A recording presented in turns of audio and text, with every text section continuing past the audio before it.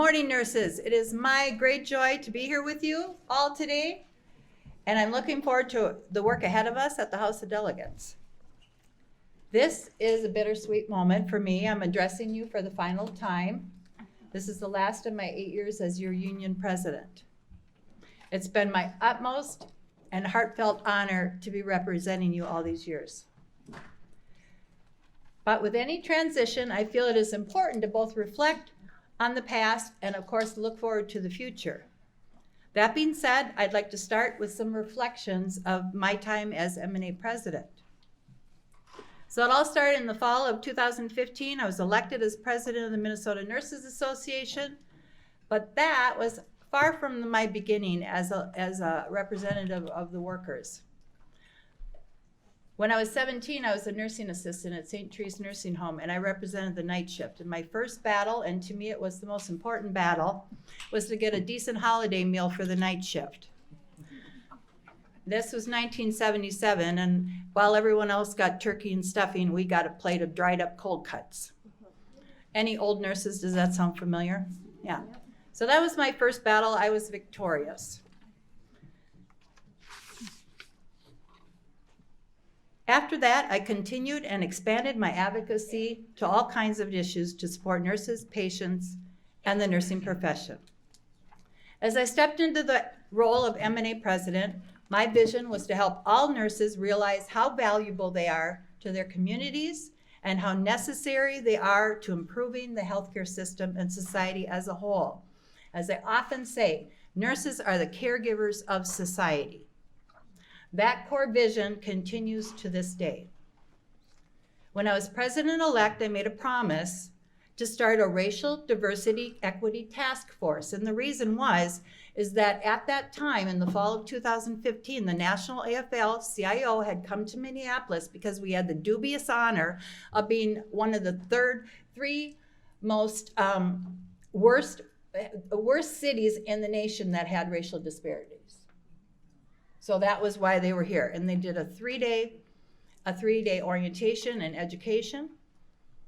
And the last day, some of our nurses stood up and talked about stories of racial disparities in our hospitals. And so that was then, I stood up and said, when I'm president, we will form a committee or a task force on this very issue.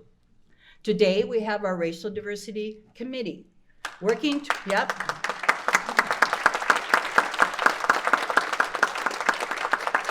to improve racial diversity and equities throughout our healthcare system and our union.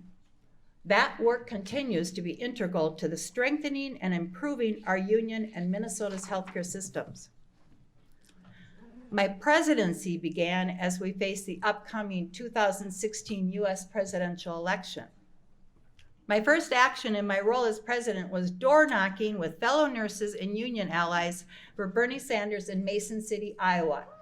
And if I remember right, is Miss Pat Webster in here. I think it was her and I climbing up all those ice hills to all the Iowa, they don't shovel their walk. So that was who I door knocked with. We held on to each other and tried not to fall. That January, we also saw a wages-only agreements, if you all remember, in the 5 of the 6 metro systems, with Alina being the outlier. Yep. This resulted in a 6-week open-ended Alina strike. I remember walking that picket line with those nurses. When I would work the night shift, I was able to get to 3 of them, and when I didn't work the night shift, I made it to all 5 sites. I would start at Mercy and I would end at United. And one other thing that nobody knows is that every cent of my North Memorial check went to the strike line effort in some way or form. And I just want to call out a special honor to Sharon Karlton from the Abbott line, who was one of many that manned the, the giving tree. And Sharon can't be with us today, but I want to call out a special honor to her. Yeah.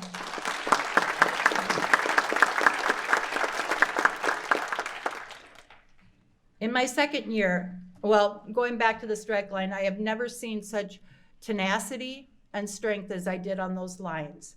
And it was a very, what I would call honorable way to start my presidency, was being out on the lines with all of those nurses. So it was a hard time, but I thank you for all of the things you taught me on those lines. In my second year as president, I spent much of my time traveling around the state. Early on, I focused on meeting with state-employed RNs. At the time, we had about 800 MNA nurses employed by the state, in fact, facilities across Minnesota. These facilities included correctional and mental health facilities, nursing homes, state agencies, veterans homes, and more.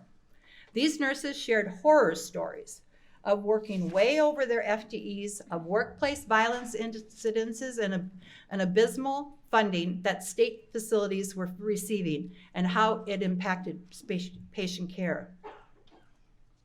Late in 2017 brought my re-election campaign as MNA president, as well as the beginning of the campaign to elect Aaron Murphy for governor. We continued that campaign into 2018. That spring, we celebrated a failed legislative attempt to institute the Nurse Licensure Compact, a policy that would forsake Minnesota's high licensing standards for nurses and bust our union. And make no mistake about that, that going through is union busting tactics. I also began my, what I called Highlight Your Hospital tour, where nurses across our membership invited me to visit their hospitals, and I tried to make it to as many of our hospitals as possible. And what I would do is I would tour the hospital, take pictures of different things with the nurses, and then I would take pictures of the town. And the very first one I went to was International Falls, and I was with a labor rep. I won't say his name, but he was, I said, so-and-so, I said, is there any kind of iconic thing here in this town that can identify this town? He goes, no, Mary, I don't think so. We're at the intersection, I look up, and what do I see? Like a 500-foot Paul Bunyan. I said, what is that? That is an iconic. So anyway, I would try to each town that I went to. The towns I did go to were Cloquet, Duluth, Edina, Grand Marais, International Falls, Marshall, Minneapolis, Moose Lake, Silver Bay, and Winona. Later in 2018, I visited Aiken, Deer River, Fairmont, Robbinsdale, Virginia, Edina again, Owatonna, Murray County, and Pipestone.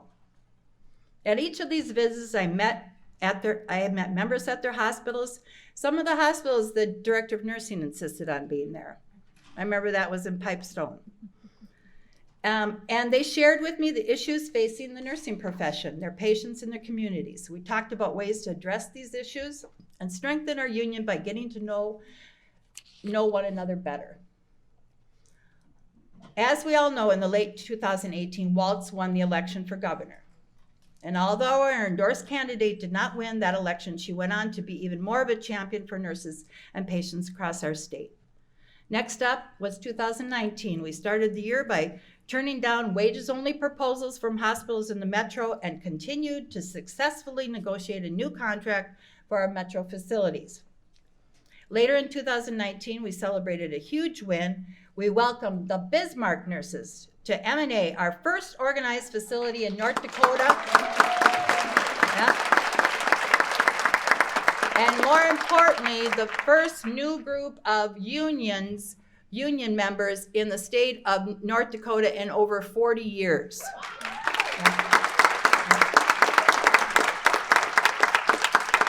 Then in 2020, I, along with every nurse, walked straight into the unknown. I was a COVID ICU nurse at the very beginning, and our collective experiences will never be forgotten. Because of my position as MNA president, I had the opportunity and the safeguard to be on the news, to share what conditions were like in hospitals, what nurses and patients were facing. Many others wanted to speak out, but would have risked their jobs to do so. In November of 2020, I met with President-elect Biden, and once he took office in January of 2021, I was appointed to his COVID Equity Task Force. on which I served for 7 months as the only frontline bedside care nurse on that task force. I became the face of the nursing for the nation.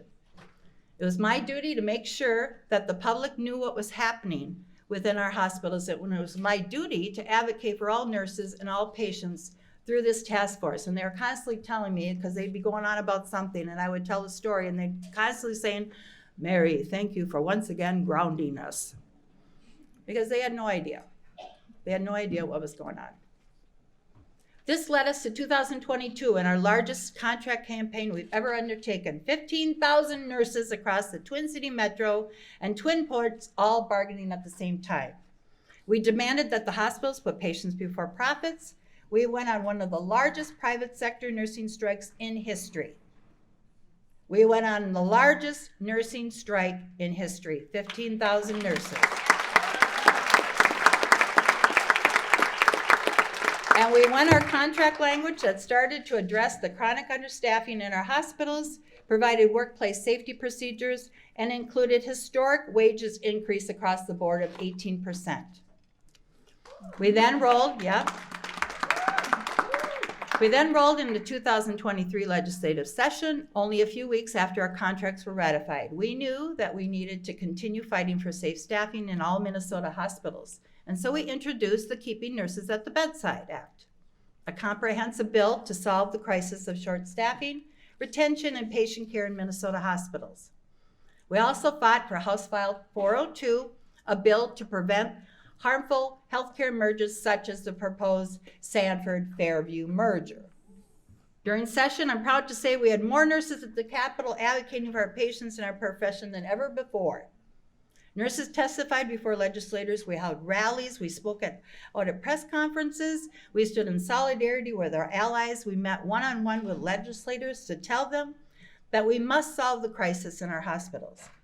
And when corporate healthcare giants blackmailed elected leaders to stop our bill, we stayed strong and held a 2-week-long sit-in outside of the governor's office to continue fighting for safe staffing. At the 11th hour, our bill died. But all was not lost.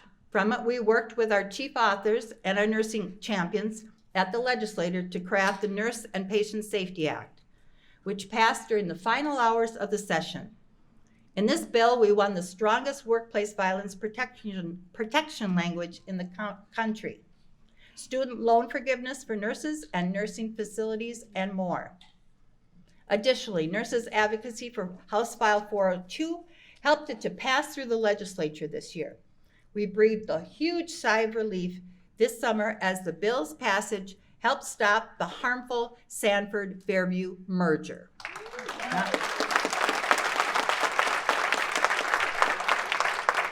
This leads to now. As I look back on the last 8 years, I marvel at all that we have all accomplished, because we have accomplished so much as nurses. And I look forward to what we continue to look to change in this world, because if I had my way, nurses would be running the world. As for myself, I was appointed earlier this year to the University of Minnesota Board of Regents, and I look forward to continuing that important work. I thought maybe if I get out of healthcare, higher ed would have less problems. That's not true. I am also currently serving as vice president as NNU and hope to become the next Minnesota candidate for NNU co-president. As for MNA, we are about to elect our new leaders. In electing a new governing body, we know there will be many learning opportunities for new leaders, for returning leaders, and for all of us as members. But as nurses, adjusting to new situations is one of the things we do best. I have the utmost confidence that we will all find our footing with this natural transition of governance, and our union will grow and strengthen as we move forward together advocating for our profession and our patients. At the beginning of this speech, I shared my vision when I was first elected as MNA president, a vision to help all nurses realize how valuable they are to their communities and how necessary they are to improving the healthcare system and society as a whole. I believe that together we can achieve that vision, and we all continue to take it even further. Nurses, once again, it's been the honor of a lifetime to serve you as your union president. Thank you.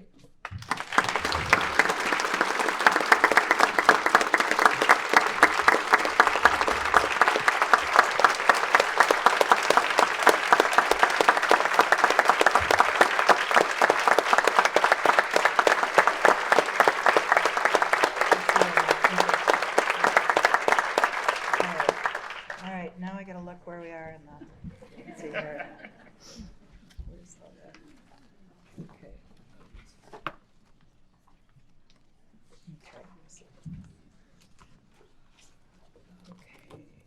Okay. Where's my list of speakers? Yeah, okay. I know about it. Okay. Guys, I'm having a script issue here already. So, just a second here. Script. Okay, just a second. Okay, got it. I've only done this 8 times, and all right. All right, so I think I do this now. There you go. All right. Good morning, delegates, and welcome to 2023 MNA Convention. I'm Mary Turner, President of Minnesota Nurses Association. The 2023 MNA House of Delegates will now come to order on this day, October 9th, 2023, and now I'm supposed to wrap this. Okay, there you go. This is my favorite part. All right, it's so great to see you all. I'm also excited that we have a number of guests, friends of nurses, who will be speaking during our opening ceremony. Thank you all for being there.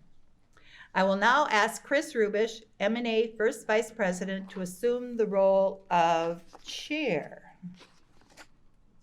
And I'm not sure, okay guys, we did this illegally. He was supposed to get up and announce me before my speech, but sorry, Chris, don't mean to take it away from you. All right, anyway.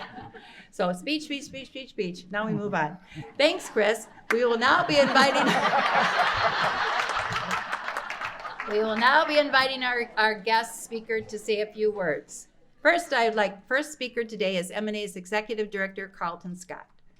Karlton began serving as Executive Director on MNA in February. He brings a strong background in labor organizing, having worked in the field for over 13 years with SEIU, the AFA, and also MNA.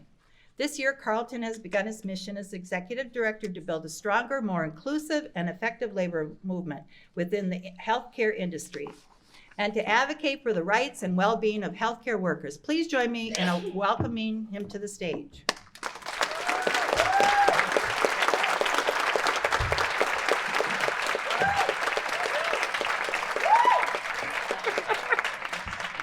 Of course. Good morning. Morning. I'd like to start out by giving Mary another round of applause for her dedication and service to MNA.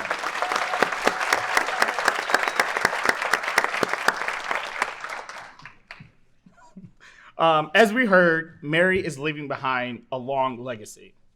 Mary and I first worked together in 2014 when North Memorial was trying to change the grids to give nurses more patients. Mary said this wasn't right and we needed to fight back exactly what we did. We conducted the largest non-bargaining action in MNA history. MNA and SEIU joined together to conduct an informational picket where we had almost 500 nurses, community members, and elected officials standing side by side, fight back against these proposed grade changes. This was my first time working alongside Mary, and Mary showed me when we fight, we win. Shortly after this picket, North Memorial changed course and did not implement the proposed changes. It has been a true pleasure working with you, Mary. It's hard to believe we're back at convention once again. What a year we've had. Starting as MNA's new executive director in February, I hit the ground running. In January, MNA nurses across Minnesota attended 4 town halls hosted by the Attorney General to speak out against the proposed Sanford-Fairview merger. Nurses took the stand against these corporate giants by speaking out at community town halls, testifying at the Capitol, and educating one another on how devastating a merger like that could be for our patients. Our nurses not only mobilize one another, but the community as well. And in doing so, strengthen relationships with community members and allies. In July, we all breathed a huge sigh of relief after hearing Sanford-Fairview merger would no longer be moving forward. That's right, nurses and patients won the fight. Throughout the summer, we also saw corporate healthcare make headlines with two other major mergers in northern Minnesota. Ascension's merger with Marshfield and St. Luke's merger with Asperis Health. In each of these cases, nurses began asking the important questions. How will these mergers affect patient care? How will they affect the nursing profession? And how will they affect our union contracts? Our nurses are asking these questions and demanding answers loud enough to make sure that the hospital executives can hear them. And we won't stop asking them because we are committed to protect patient care, the nursing profession, and nurses' union contracts. Now, I'll be remiss if I didn't bring up safe staffing. This spring, we introduced the Keeping Nurses at the Bedside Act, and for months, our nurses, patients, and community members continuously showed up at the Capitol to tell legislators that we have to fix the healthcare crisis in our hospitals. Our nurses attended meetings with legislators, testified time and time again at committee hearings, rallied outside the Senate and House chambers, all for safe staffing. As our legislation for safe staffing moved further than it ever had before, hospitals began their threats. We, in turn, began our weeks-long sit-in outside the governor's office until the very last minutes of session. While the entirety of our bill did not pass, all was not lost. We won comprehensive workplace violence prevention measures, the strongest in the country, as well as student loan debt forgiveness for registered nurses and teaching faculty, a study on why nurses are leaving the bedside, and more. We can also be proud to say that when faced with threats from corporate healthcare giants, nurses stood their ground. Rest assured, we will all continue to fight for safe staffing and safe patient care in this state. Now, I'd like to turn to another fight that we are winning, organizing new nurses.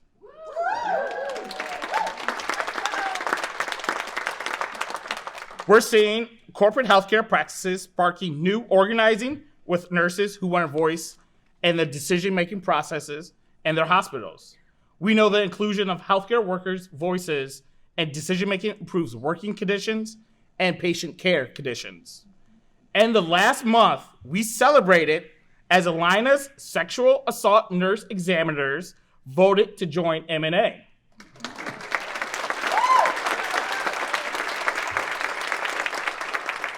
This is the first organizing campaign win for us in quite some time. We are thrilled to welcome our new union siblings to MNA, and we're not stopping there. We are continuing to build union density, and we are working on organizing new facilities as we speak. I look forward to welcoming new MNA members from newly organized facilities to convention next year. Speaking of looking forward, there's so much we have to look forward to in growing and strengthening MNA. As MNA's executive director, my vision for MNA is to continue to fulfilling our promise and our duty to advocate for our current members and to build the union's density by organizing new facilities. How are we doing this? Well, we've already begun. We are on schedule to file for another NLRB election within weeks for over 350 nurses.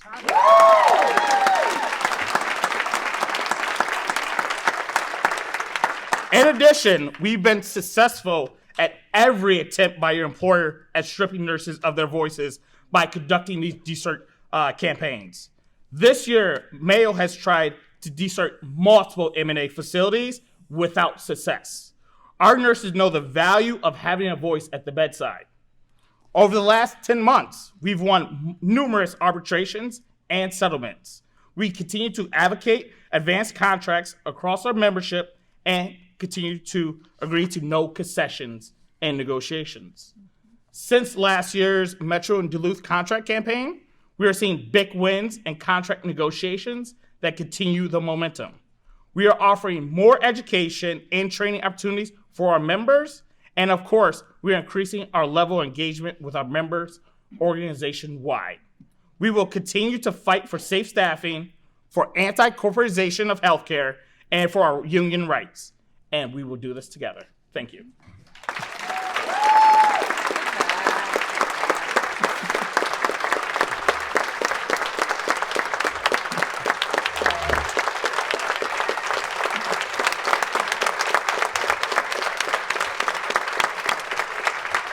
All right, thank you, Carl. Oh, I gotta move that up again there. Okay. Thank you, Karlton. All right, MNA's nurses are very proud to have one of our own as co-presidents of National Nurses United. Jean Ross has served as an NNU co-president since the inception of NNU in 2009. Prior to that, she served as secretary-treasurer of UAN. Jean Ross spent 35 years of her nursing career at Fairview Southdale Hospital in Edina, where she was an elected leader of her bargaining unit. She also served in many positions at MNA. At NNU, she continues her work on the national and international level, advocating for nurses, our profession, and our union rights. Please help me welcome up to the stage Jean Ross.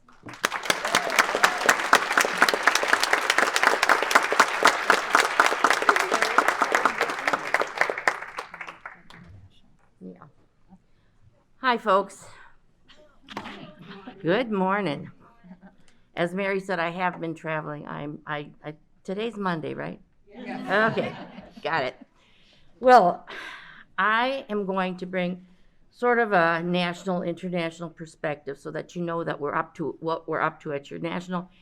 But after talking to a few people here and others outside this group, I thought I might just start with a really brief primer or primer on how we came to be. I've heard it pronounced both ways.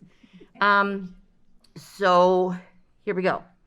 Your National Nurses United is made up of several states. This year in December, we'll have been together 14 years. Now, some of you know and others don't, that the groups that made up National Nurses United were states that were fed up with the American Nurses Association, who was actually doing us harm, and with the United American Nurses that we put together of union nurses to achieve what we tried to achieve and now I believe have through National Nurses United. So California Nurses Association, NNOC, you'll hear them called, National Nurses Organizing Committee, were a national. They came together with United American Nurses. That would be Michigan, Minnesota, Oregon, Washington State, NYSNA, New York Nurses, all those that were in United American Nurses, and the Massachusetts Nurses, and we formed National Nurses United. Now, Massachusetts has since moved out. The rest of us are still here. And as Karlton has indicated, the good organizing that you folks are all doing in Minnesota, we have been doing across the country. Even in the South, where we were criticized because nobody goes into the South, because everybody there is unorganized. Well, that's why you go into the South. And we have had really, really good success. I'd like to point out a couple people in the back to you because they were there at the beginning forming NNU also, and that would be Jamie, if you would stand, Jamie Brown, President of Michigan Nurses.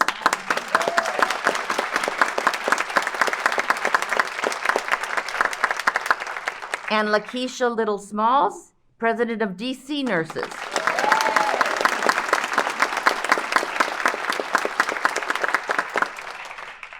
I will tell you that it was contentious putting together NNU, and if you didn't have this state, Linda Hamilton, Jamie's state and Lakeisha's state, DC and Michigan, you would not have NNU.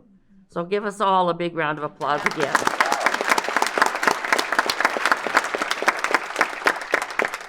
Why do we need a national? Well, we need a national because we need to be taken seriously. That was one of the things that we insisted on when we formed NNU. To this day, we, our staff, get calls from the White House. From the White House. I don't know if you know how important that is. Mary does. You know, she told you part of her history here. We were not taken seriously before we had the national that we do. And it's not just because we're large, we get bigger and bigger because we organize always, but it's because we have been militant. And I think if there's one thing we need to impart to everybody now, we talk about fighting back, and yes, we need to do that, but we need to start going on the offensive, folks. None of this just fighting back. When it comes to AI, we're working on that at the national. When it comes to discrimination, we have, I believe, the best national union perspective on anti-racism and social justice of any place I've ever seen. When we do those things, when we take it on and say no, no more, we mean it, and people listen to us. And that's in no small part due to you folks, because when you say you're going to step forward, you do, and you speak loudly. I would say we are one of the unions that's least afraid to strike. Most of the strikes in this country over many years have been nursing strikes, and for good reason. Because if we didn't, we won't have any practice left. We just won't. We used to think it was just robots that they were going to replace us with. Now look at AI. It isn't just the writers that are experiencing this. We all are. So I'm not going to take up any more of your time, but I will tell you that your national is hard at work. We work with other unions in service professions and not. We push the other unions to accept Medicare for all. Yep. And believe it or not, some of them are coming around, even, dare I say, the building trades. So we are getting there, and that, again, is in large part to you folks who have stepped up and said, we insist on that. Thank you.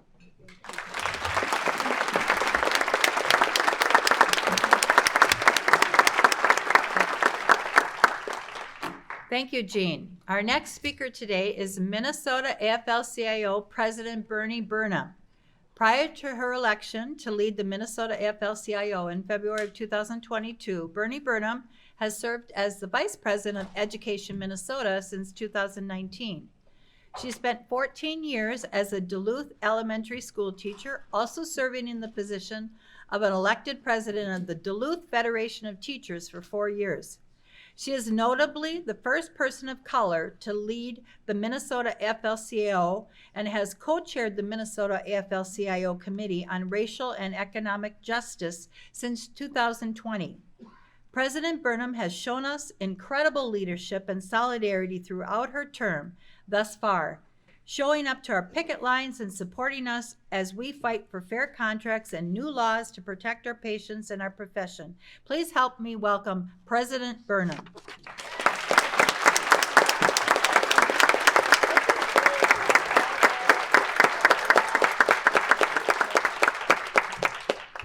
Thank you, Mary.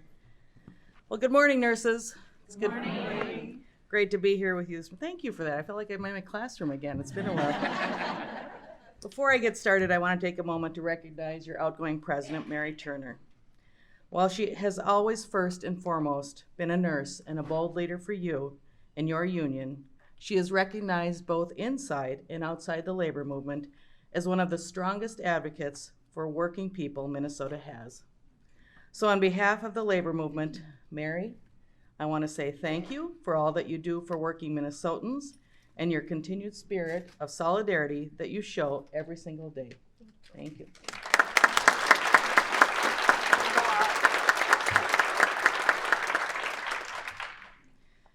So it's solidarity that brings me here today. As active members of your union, you know the power of standing shoulder to shoulder with your fellow nurses, both at work and at the picket line. But sometimes it takes more than your co-workers. Sometimes the opposition is so strong that it takes more than a single union to get the job done. That's where the Minnesota AFL-CIO comes in. Because as a member of the Minnesota Nurses Association, you're also a member of a wider union family. A family of more than 300,000 nurses, educators, state, county, and local employees, government employees, tradespeople, actors, firefighters, journalists, factory workers, grocery workers, and much more. It's a family with members from every corner of our state and nearly every walk of life. While we come from different backgrounds and do different jobs, we are united by our shared values and beliefs that everyone should be able to provide for our families, safety at work, in our communities, have high quality health care, and a dignified retirement. And every time that we stand united as a labor movement, we move closer to achieving that vision. Standing together this year, we won paid leave. We won expanded union rights, including banning captive audience meetings. We won for our schools and public services. And we won legal protections to make our own healthcare decisions. Yeah. But you and I know there is so much more to do. And first on that list is keeping Nurses at the Bedside Act. We're going to win it because nurses won't be going into that fight alone. You will have the strength and support that comes from solidarity from your entire labor movement. We will win.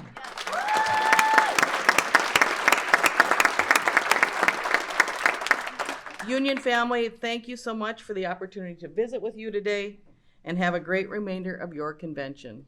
Thank you.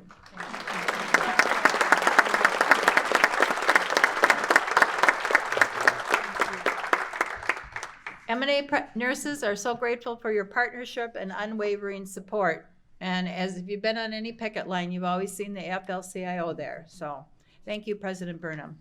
Our next guest this morning is Minnesota State Senator Liz Boldon. As a registered nurse herself, Senator Boldon served on the Keeping Nurses at the Bedside Act Conference Committee this past legislative session, working hard to try to get the bill passed.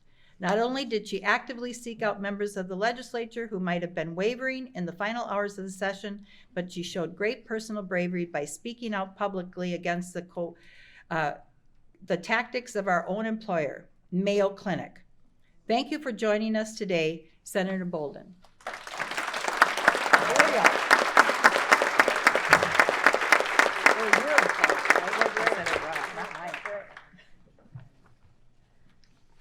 Good morning. Good morning. So I'm Liz Boldon. I serve in the Minnesota Senate representing most of Rochester and some areas north of Rochester. And as Mary said, I'm also a registered nurse and have been for over 20 years. I want to say that I'm really honored to be here with you this morning. Any opportunity I get to spend with nurses, I jump at the chance.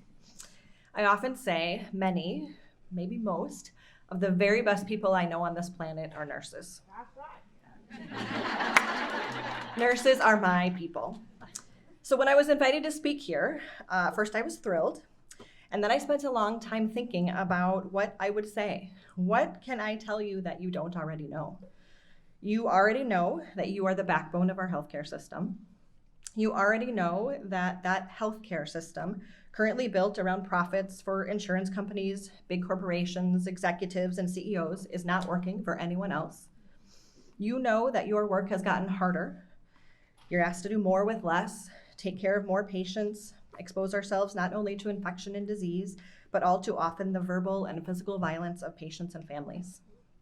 You already know that patients and families depend on us, and holding lives in our hands is some of the most important work there is.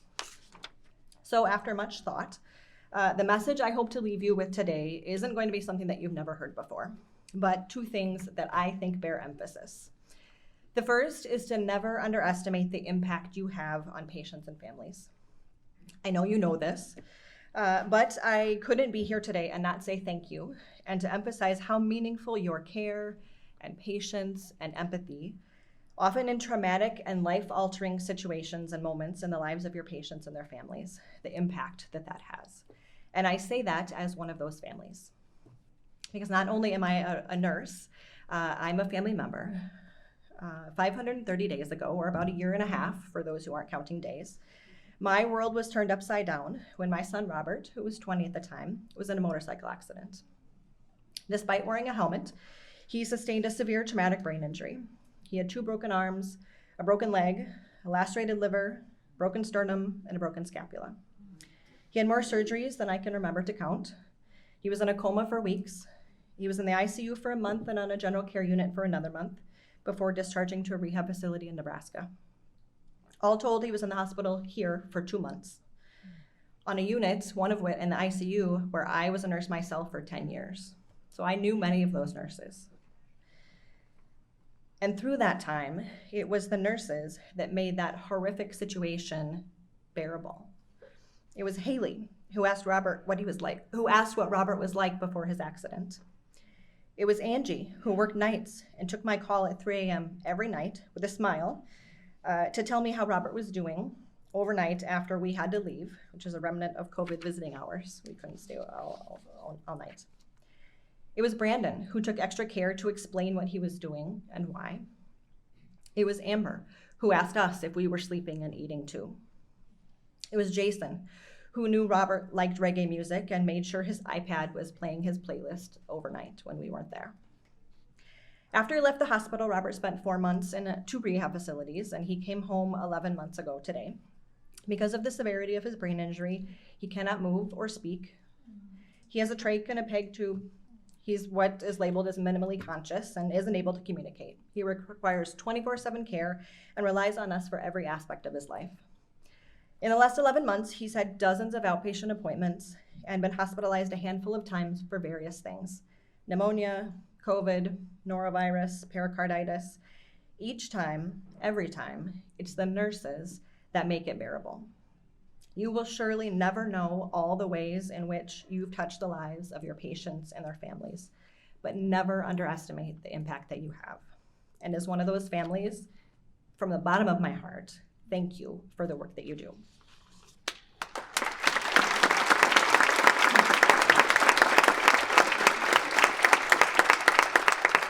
The second thing I want to leave you with, you also likely have heard before, but I want to emphasize is the power of your voice, both individually and collectively, to shape policy. We all know there is work to do. We've talked a little bit about the wins that we've had, and we know there is more to do.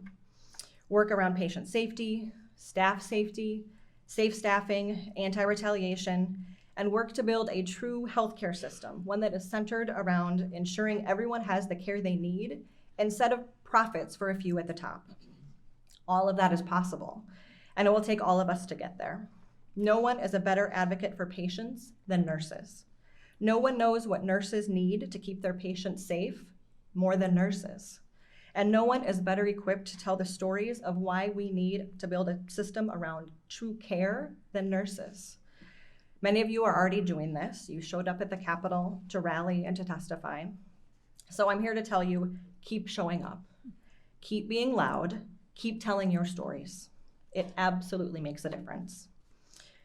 So as I wrap up, I will leave you with a quote from Wasui Williams, which seemed apt to me, which says, "To do what nobody else will do in a way that nobody else can, in spite of all we go through, is to be a nurse." Thank you.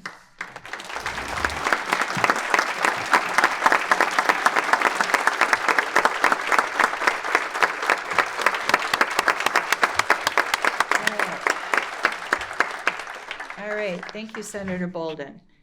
We are now excited to introduce Minnesota House Representative Tina Liebling.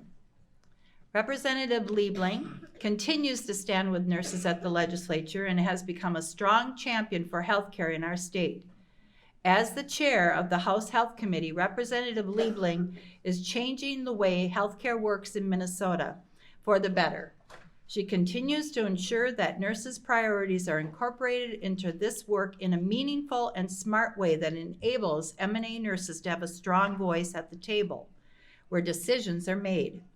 This past legislative session, Representative Liebling also signed on as a co-author of both our priority bills, the Keeping Nurses at the Bedside Act, as well as the House File 402, a bill to help prevent harmful healthcare mergers from taking place in our state. And I will never forget her iconic line when she told the hospital associations that they were tone deaf. Isn't that what you said? Yeah. So give us a warm welcome for Representative Tina Liebling.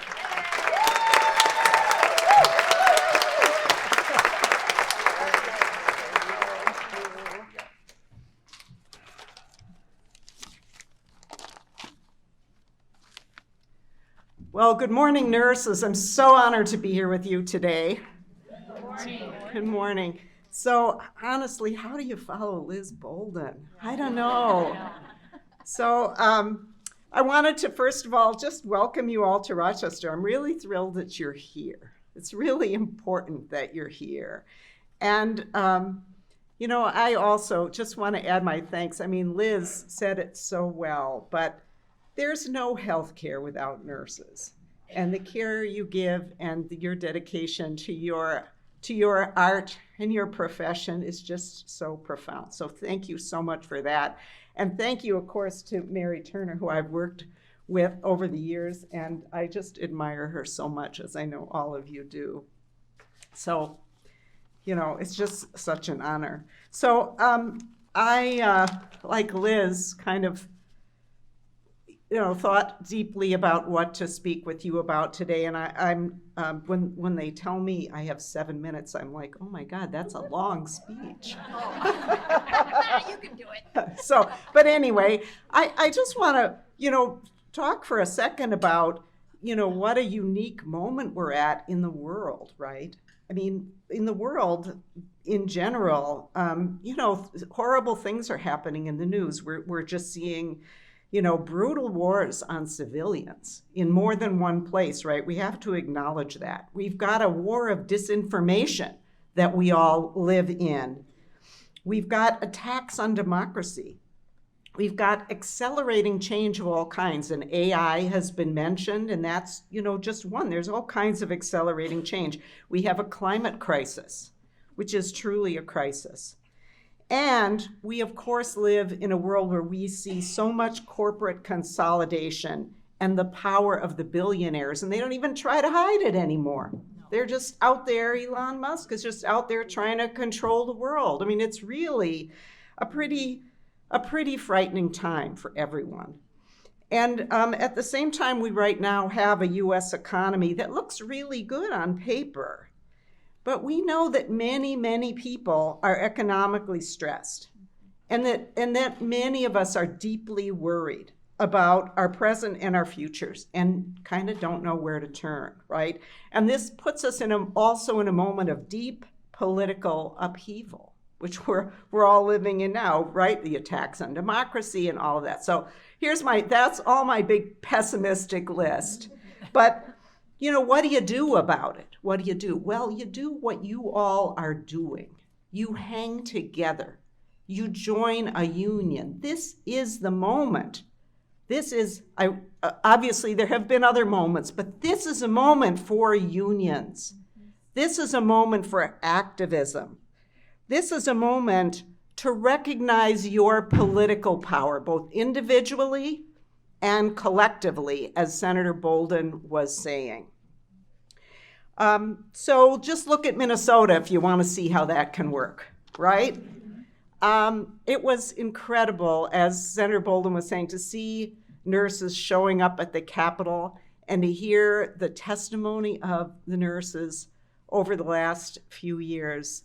Just amazing, amazing testimony, bringing the reality of what's going on in the state to the Capitol in a way that really nobody else can, with personal stories of what goes on in your world and what you see happening in Minnesota.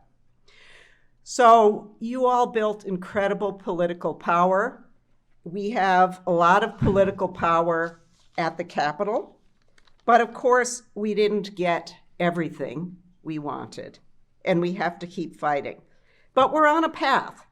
And what is that path? The path is one of growing and supporting the middle class in this state, so that everybody can have stability and economic security. And we have to do that by standing up to corporate power of all kinds so that everyone can share in the economy. And it used to be sort of an article of faith in this country that, you could get a job, like say nursing, good middle class job, you could have some security, you could build for your retirement. And now we know that we don't have that unless we fight for it. And that's what you do. And that's why I'm so honored to be here with you today. So examples of some of the things that we built through political power, one that's not directly involved with nursing, but growing the middle class, right? Free school meals. How great is that? Breakfast and lunch for every Minnesota kid in public schools. And importantly, one of the things we're doing, I think Mary alluded to this, is we're working on ways to change our healthcare system, to change it. And one of the things I've always loved about MNA is how your union works on both the immediate issues for members, but also the bigger picture. And you've been leaders, leading us to a better healthcare system.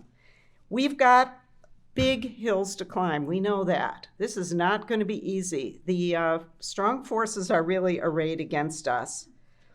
But, you know, together we can do it. And there is no other way but together. There just is no other way.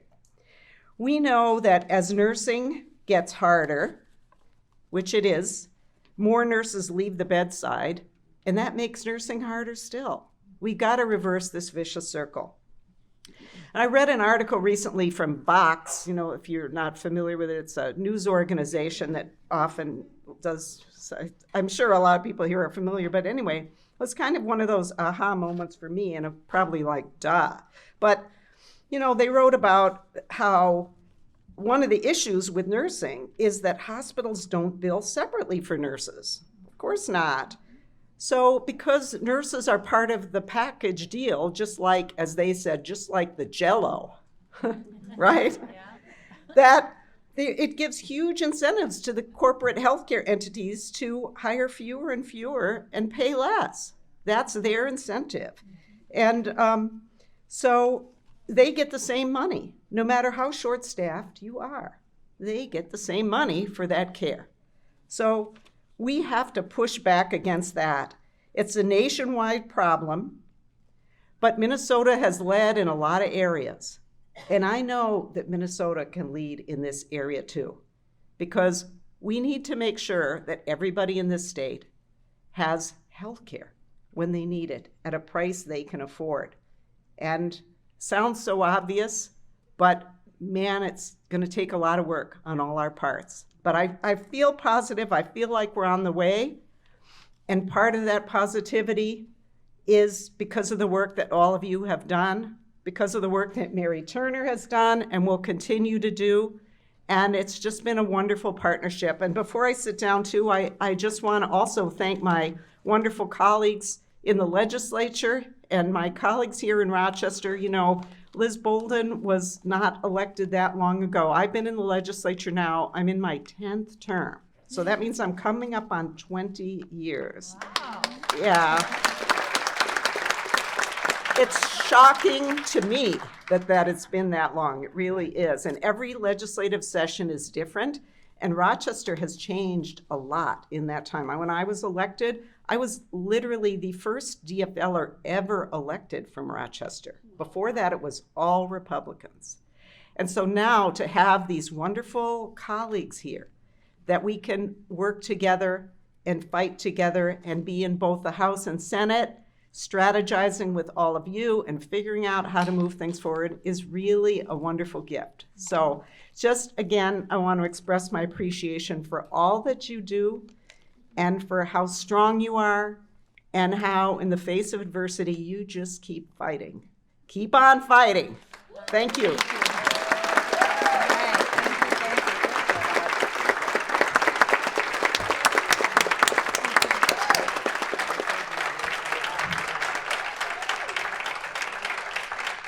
All right, folks, we have our marching orders from the boss, Tina Liebling, so thank you. So our final speaker is TikTok sensation and nurse advocate, Nurse Erica. Yep. Nurse Erica is widely known for her viral TikTok videos about nursing and healthcare advocacy. She has worked in the nursing profession since high school. First as a CAN, and then as an MA, and eventually as a registered nurse and nurse leader.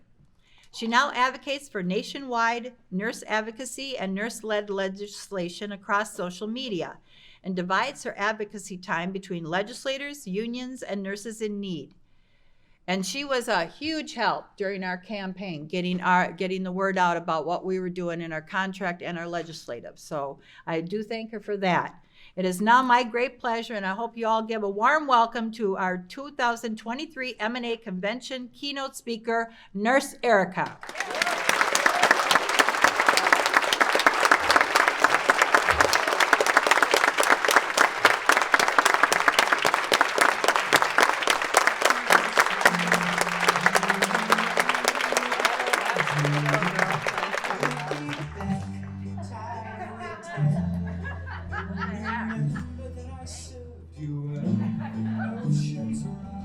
Oh, they're putting you on.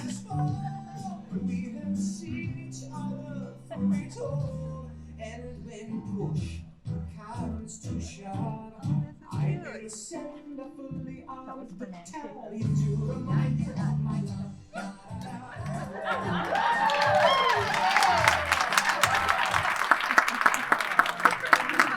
History. 15,000 Minnesota nurses walked off the job this morning. They are officially on strike. This is the largest private sector nursing strike in U.S. history. 16 hospitals with 7 different health systems are out on strike. Nice. Just a reminder, they have been in negotiations since March. The hospitals have had all this time to come to the table to negotiate to avoid this since March. Nice. This is why I love the Minnesota Nurses Association. They don't F around. The Mayo Clinic is threatening to blackmail and have their bill killed. They're doing a sit-in at the state capitol. This is like day 3, and they're not leaving until the bill is passed. They set up a hospital bed in the hallway to represent the consequences of their actions. Hospital administrators don't staff or retain nurses appropriately. Take a look at this.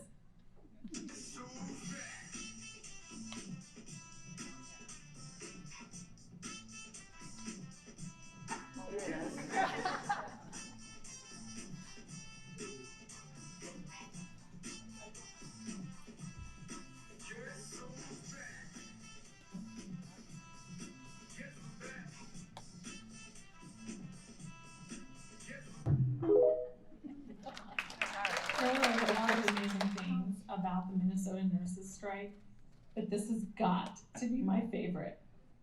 I think it's Methodist Hospital. Outside the hospital, there's a creek, and some of the nurses went kayaking with picket signs because it's visible from patient rooms from the cafeteria. Look at this video.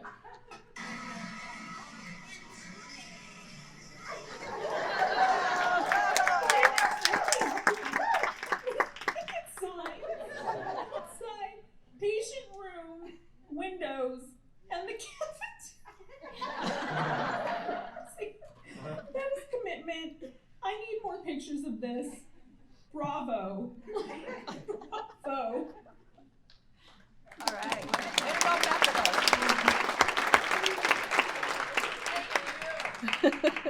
Thank you for having me. I have a confession to make. I'm here today, and it's not to inspire or motivate you. I traveled all this way because I want to meet those kayaking nurses. And I need a picture with them. Yeah? We're getting pictures. I've been to a lot of strikes, but that is hands down the best thing I have ever seen on a strike line ever. Minnesota nurses are just built differently. So, now that you know my ulterior motive for being here, let me tell you a little bit about myself. You might know me as Nurse Erica on social media. As Mary said, I've been in nursing since I was 18, first as a CNA and an MA and then an RN. I started as an ADN prepared nurse for several years before going back to school a couple times and eventually picked up a bunch more alphabet soup behind my name that I rarely talk about because I think it actually takes away from my credibility in some nurses' eyes. but I have 4 national certifications that I'm very proud of as well. The bulk of my career has been spent in pediatrics, and pediatric oncology is by far my heart and my favorite. Where are my peds, PICU, NICU nurses at? Anyone here today? Yes? You are my people. You're all my people, but those are really my people. I did venture into adult nursing for a couple of years, only to realize that I don't like adults as much as I like kids. Eventually, I was promoted from staff nurse to a nurse manager. I've worked in all levels of leadership, including directors, CNO, and everything in between. I've spent the last few years in hospice and palliative care with a focus in pediatric hospice. And yes, I am still working. I get that question a lot. About 4 years ago, I began speaking publicly about the corruption and challenges facing the nursing profession on social media. Those that know me in real life will tell you that this is the same thing I've always done on a much smaller scale for my unit, my coworkers, my friends. Now I just do it a little bigger. See, I was never supposed to go into management. It's a fluke that even happened. It was never my plan because, as you can imagine, I have a voice that is not welcome or appreciated in leadership. But I know now that it was my journey so that I could learn both sides and teach others how to navigate the pitfalls of nursing. Because who better than someone who sees what they do to nurses behind the curtain? Go ahead, get your phone.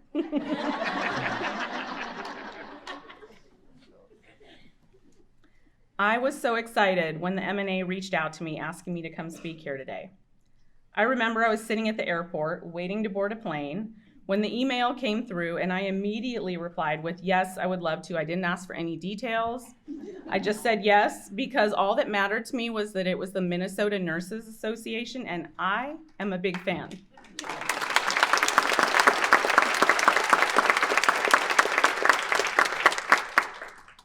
I don't know if you all realize what an impact your historic strike made last year.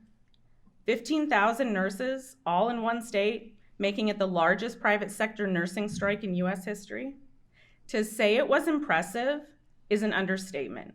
It was historic, and you inspired nurses everywhere.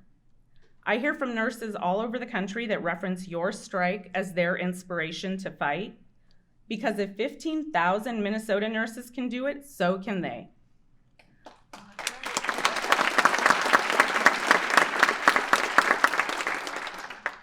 I've often wondered if you knew how much of a difference your strike made for the entire nursing profession, not just in Minnesota. I'm here to tell you that it made a difference, and you should all be very proud of what you accomplished. Thank you for being part of nursing history. Why do I do this? Why do I put myself out there publicly and risk my own career? My why was named Marlene. Marlene was my friend. We went through nursing school together. We graduated together. We worked as nurse apprentices and then as new grads together. She was one of my best friends. One night on a night shift, shortly after we had completed our new grad residencies, I was called to meet with my manager before my shift. I didn't know why. I waited outside her office and was surprised to see Marlene leaving her office in tears. We exchanged knowing glances as I walked into the lion's den. My manager proceeded to berate me, claiming she had received nothing but complaints about me from patients. I asked for examples and specifics. None were given, and it didn't make any sense because I hadn't had any issues with patients. I was threatened that if I received anything less than a 5-star rating, I will be terminated. I was confused and scared, and I felt like a failure as a new nurse. But I was also a new grad, and I didn't know my rights back then. Later that night, when I talked to Marlene, I discovered that she was told the exact same thing. Isn't that a coincidence? In the days that followed, I began to piece together that this was my manager's MO. She did this with all the new grads as a way to preemptively ensure the highest customer satisfaction rates. I was angry, and a wise nurse told me to stay angry. I didn't know why. That didn't make sense to me, but now I understand. That started a downward cascade of depression and anxiety for Marlene. I eventually left that toxic job, but Marlene stayed and was subjected to years of abuse, manipulation, and threats by that manager. She went from being the life of the party to someone I barely recognized. And just a few short years into her nursing career, Marlene took her own life. That was my first introduction to toxic healthcare management. And that is why I fight so hard for nurses and for the nursing profession, because I've seen what it does to nurses. Sorry about that. I wish I could say that was an isolated incident, but just 3 days ago, I became aware of a 28-year-old Ohio nurse by the name of Tristan Kate Smith, who also ended her life. I would like to share with you an excerpt of a letter that her family found, titled "Letter to My Abuser." I have cried with my patients and for them. My patients and families have been there for me and reminded me why I do what I do. I thought that would be enough. I told you I would be there through the good and the bad, but you have taken my heart and slowly crushed the goodness it had. You told me I was going into a career that matters. You made me feel comfortable despite the rumors of your abusive past, rumors I didn't want to believe. The compliments, the pizza, and the thank you letters gradually had less meaning. My coworkers began to go away. In your eyes, these staff were unnecessary, but it came at a high cost for the quality care that you advertised. You asked what we needed to help patients and improve satisfaction scores, and we told you the truth. But then you sent us online courses that taught us to smile more. Now I understand your true cruelty and manipulation. I remember the first time I heard about nurses getting hit. You asked them what they had done to prevent it. Don't protect yourself by fighting back, you said. Just lay with your hands over your head and wait till security comes, you said. You created an environment of fear and blame in a place we already felt unsafe. You criminally charged my colleagues for things that happened as a result of your own actions. I sit at my desk waiting for someone to walk in off the street, shoot my patients and me. You haven't provided even the slightest amount of security to keep us safe. You use and exploit us to line your pockets. You are a narcissist. You say you care, but you ignore us while we beg and give us free pens for healthcare heroes. I so desperately want to continue to help people, but I cannot stay in this abusive relationship. Each day you ask me to do more with less. You beat me to the point that my body and mind are bruised and bleeding out. I'm only sorry to my patients and colleagues. You deserve so much better, but my abuser is relentless. If I stay, I will lose my sanity and possibly my life forever. And she did. Tristan's story needs to be told because we are all Tristan. We are the walking wounded. We are told to work smarter, not harder, but never given the resources to do so. We are told to be resilient, and if we aren't, they assign us health stream modules on resiliency. I'm here to tell you that it's okay to not be resilient. Nurses cannot always be resilient, and we need the world to know that. Maybe then they'll listen. We are told to prioritize self-care, but whatever you do, for the love of God, do not have water at the nurse's station. And can we talk about the irony of saying that we are always drowning, but we never get to drink any actual water?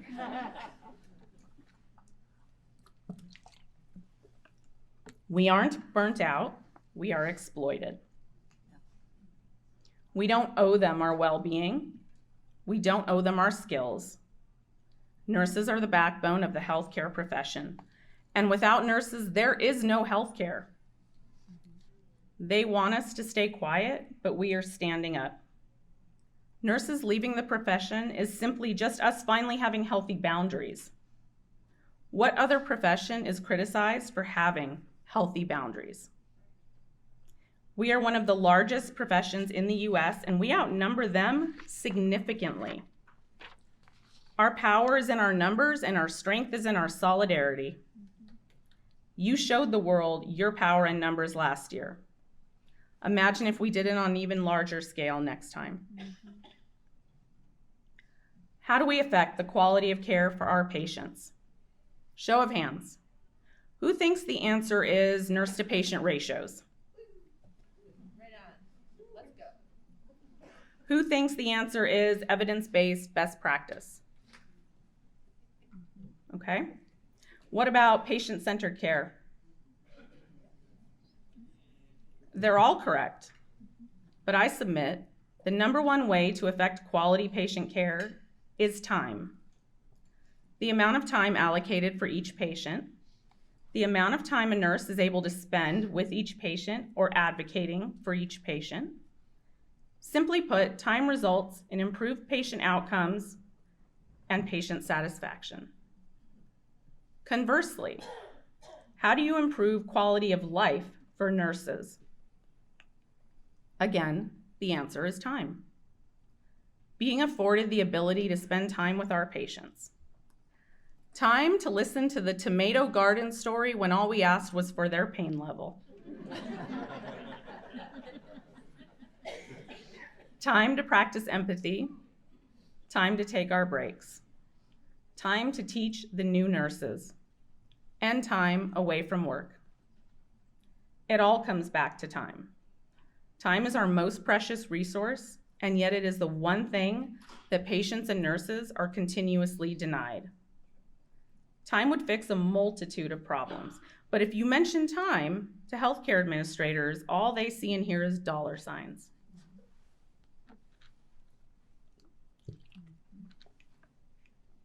Every nurse I speak to has had a breaking point. Most of them have been during the past 3 years. If anyone wants to share their breaking point, please, I welcome it. Maybe it was being tripled in ICU for the first time.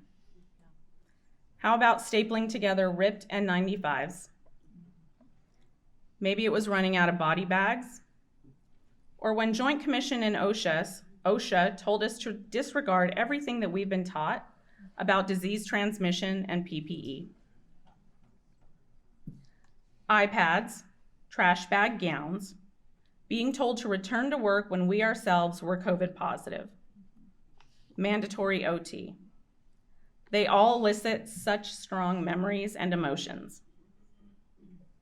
One nurse told me that her breaking point was when the ANA once again proclaimed 2021 the year of the nurse, the remix. Remember that? For me, I had 2 breaking points. The first was when the American Heart Association released its new guidelines telling us not to stop to put on PPE before going in a COVID room for a code. My second breaking point was the criminal prosecution of nurses. So how do we fix it? I now use my anger as fuel, just like the wise nurse told me. We should be angry, but not bitter.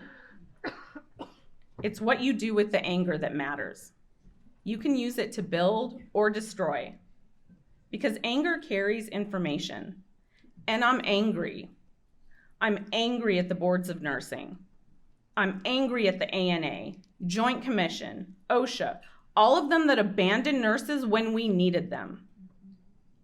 But most of all, I'm angry at the greedy healthcare administrators and management that are responsible for countless patient deaths and the downfall of this profession.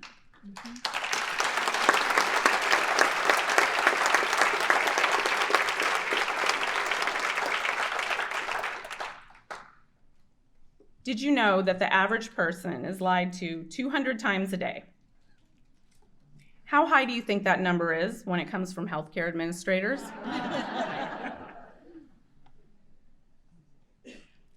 You want to keep nurses at the bedside? It starts with holding admin accountable. Because nurses can't fix the system if the system doesn't want to be fixed. We have a staffing crisis, not a nursing shortage. You've probably heard me talk about that.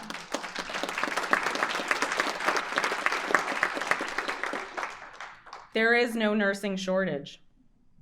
There's 5 million nurses in this country, more than ever before in history. If you want to keep nurses at the bedside, healthcare administrators need to stop staffing us to the lowest common denominator.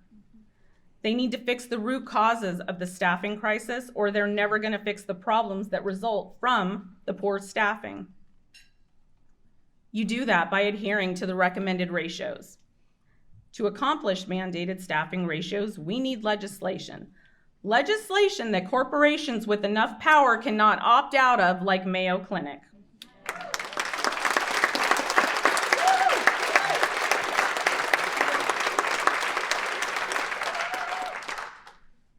Legislation starts at the state level. Each and every one of us needs to take this momentum to our own state legislators.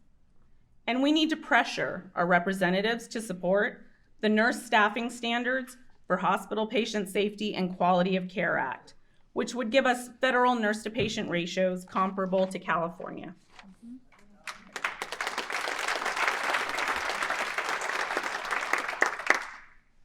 We need CMS to develop a reimbursement model for nurses. There is no reason that nursing should not be a billable service.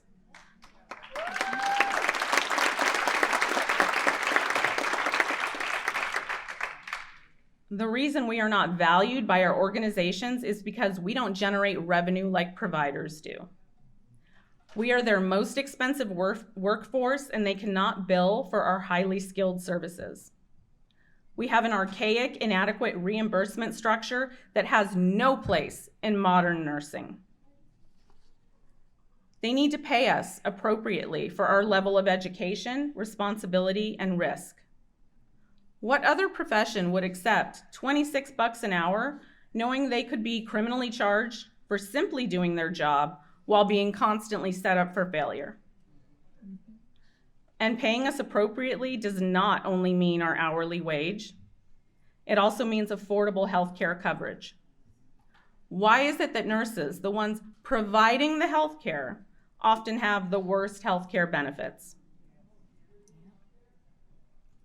We need zero tolerance for managers and administrators who engage in vertical violence and retaliation against nurses. We need Congress to pass the PRO Act so more nurses can organize.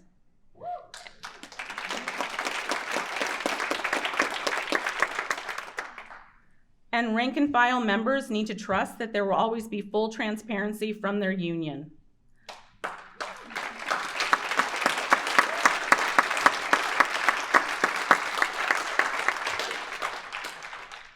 Otherwise, the ability to organize future nurses is jeopardized.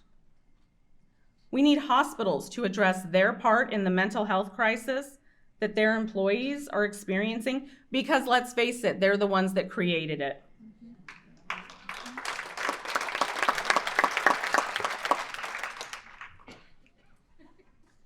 We deserve to feel safe at work.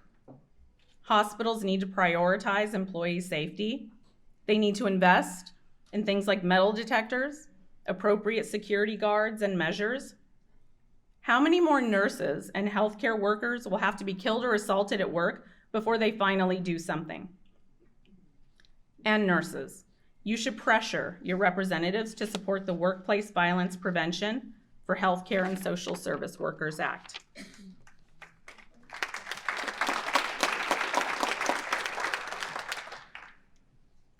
As the movie says, if you build it, they will come. If we do these things, nurses will come and they will stay at the bedside. It's really not that complicated. We need the public to support nurses and get involved. They should be asking where all the money is going, especially for the nonprofits. But keep in mind, we are not only nurses. We are healthcare consumers and taxpayers ourselves.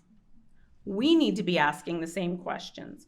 Nurses need to pressure their representatives. Call your state treasurer's office, the attorney general's office, and ask the hard questions. Where is the money going? If I could ask anything of you today, it would be have courage, get involved, and stay angry. Use that anger. You own everything that's happened to you. Tell your stories. And remember, you are the union and you hold the power. It's not the healthcare organizations that count. It's the ones in the trenches delivering the healthcare. As Theodore Roosevelt and Brene Brown said, the credit belongs to the ones that are actually in the arena. Because if you aren't in the arena also getting your ass kicked, I'm not interested in your feedback.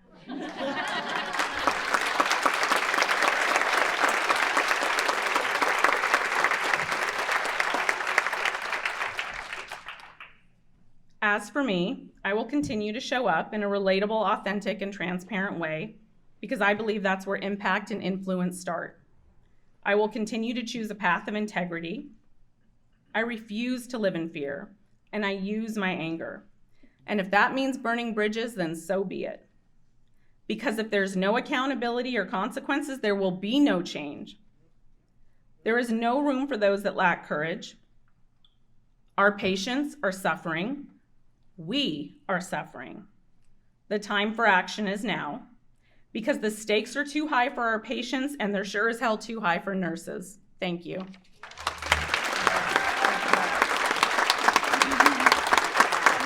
Awesome. You're so brave. You do a great job. Great job. Thank you.